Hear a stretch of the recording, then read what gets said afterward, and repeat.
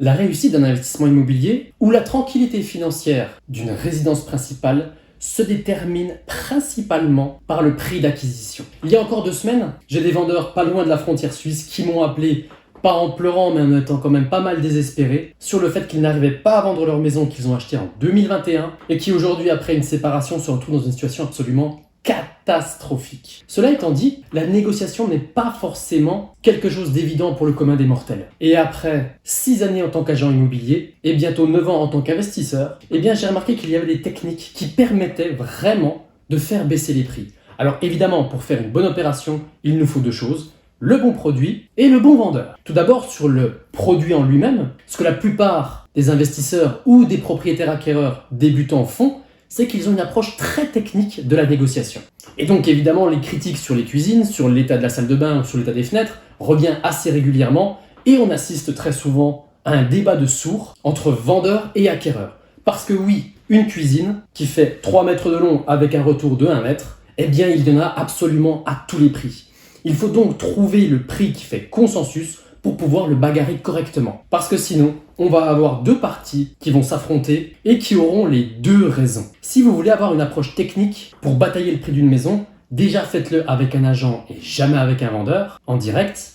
Et prenez vraiment un maximum de photos absolument partout pour pouvoir vraiment batailler le prix et avoir des justifications visuelles. Le but du jeu lors de ce type d'opération, c'est de ne pas paraître lourd ou de ne pas paraître agressif lorsque par exemple on va découvrir un bien.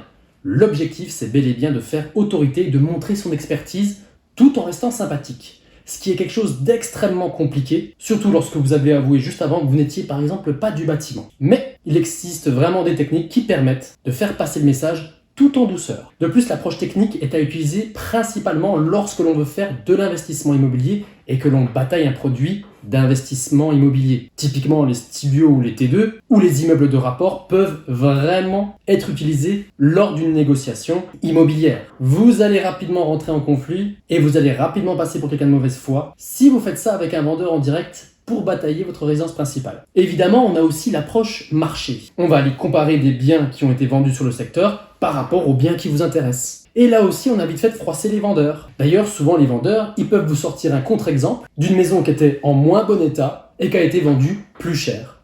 Et là aussi, on risque de retomber sur un débat de sourds. L'approche marché est également à utiliser lorsque l'on va batailler des produits de professionnels, par exemple à un promoteur, à un investisseur ou à un marchand de biens, qui est clairement en incohérence par rapport à d'autres produits. À ce moment-là, une approche marché peut passer. Mais je vous assure que votre voisin, il n'en a absolument rien à faire que la maison située dans la rue d'en face ait été vendue 25% de moins qu'il en demande. Et il aura vite fait de vous dire, écoutez, vous n'aviez qu'à acheter cette maison-là puisqu'elle vous plaisait tant. Donc l'approche marché lorsque l'on veut batailler sa résidence principale fonctionne difficilement également. Mais alors, qu'est-ce qui marche pour batailler de la maison avec des propriétaires vendeurs particuliers ou qui sont représentés par un agent?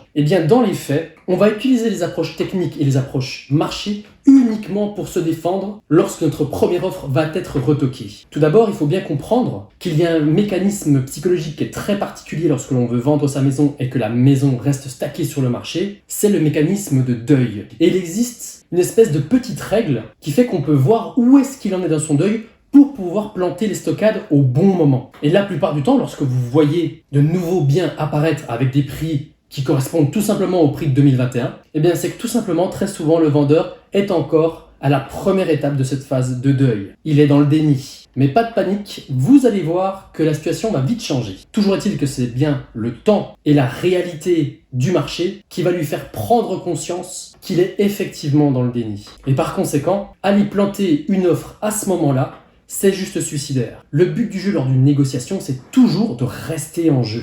Pour rester en jeu, évidemment, avec ce vendeur qui est a priori dans le déni, il va falloir réussir à connecter avec lui, trouver des points communs, trouver une histoire qui résonne en lui. Mais pour ça, il va falloir discuter avec lui. Il va falloir le laisser parler. Il va falloir que l'on comprenne l'entièreté de sa situation pour que lui puisse comprendre l'entièreté de la nôtre. Il a ses problèmes, c'est entendu. D'ailleurs, nous les avons écoutés. Ensuite, nous lui expliquons nous aussi nos problèmes, tout en conservant bel et bien l'intérêt pour le bien qu'il a passé des années à rénover et dans lequel il a certainement vu ses enfants grandir. Peut-être qu'il a des passions, ou peut-être qu'on a des connaissances communes.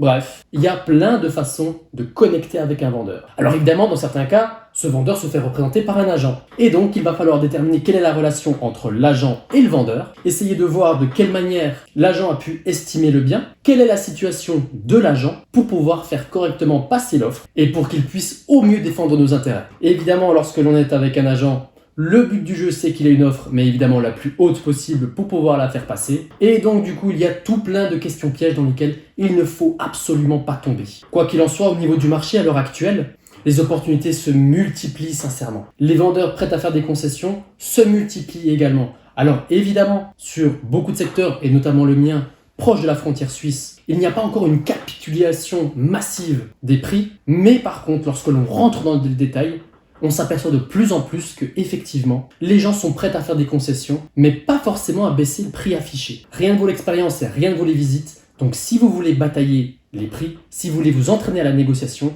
il va falloir aller faire des visites. Pour vous en raconter une, il y a de ça 5 ans maintenant, cette histoire se passe en 2019, j'avais réussi à rentrer un mandat de façon très compliquée du côté du secteur lac de Pontarlier. Je l'avais estimé entre 240 et 260. J'avais en face de moi un vendeur que je n'avais jamais rencontré et qui était d'une agressivité absolument dingue à mon égard, alors que je ne lui ai jamais mal parlé. Alors il m'avait donné le mandat à 260 net pour lui et évidemment la com par-dessus. On se retrouvait à un joli 275. Les visites passant, systématiquement, on se retrouvait avec des offres aux alentours des 250 et 255. Et à chaque fois que je lui faisais l'offre, à chaque fois, il était d'une agressivité folle et à chaque fois, il me renvoyait dans mes 22. Et un beau jour, parce que j'en avais marre qu'il me retoque, parce que j'en avais marre qu'il me parle de travers, je suis sorti de mes gonds et sans le vouloir, j'ai pris l'accent qu'il avait. Je vous le dis honnêtement, l'accent alsacien, c'est l'un des plus contagieux qui existe et il s'avère que la moitié de ma famille est alsacienne.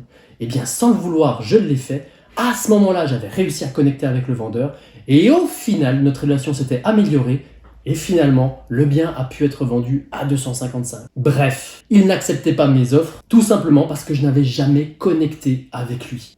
Tout simplement parce que je n'avais pas écouté son histoire. Tout simplement parce que je n'avais pas copiné. Si vous voulez en savoir un petit peu plus sur toutes les techniques de négociation qui peuvent exister et sur tout ce que j'ai mis en place, il y a un lien en description Imonego pour ceux qui veulent vraiment batailler les prix de leur future acquisition et pour ceux qui veulent vraiment rentrer sur le marché à un prix très agressif. Pour ceux que ça intéresse. Pour tous les autres, je vous remercie de m'avoir suivi jusqu'ici et je vous dis à très vite pour de nouvelles vidéos.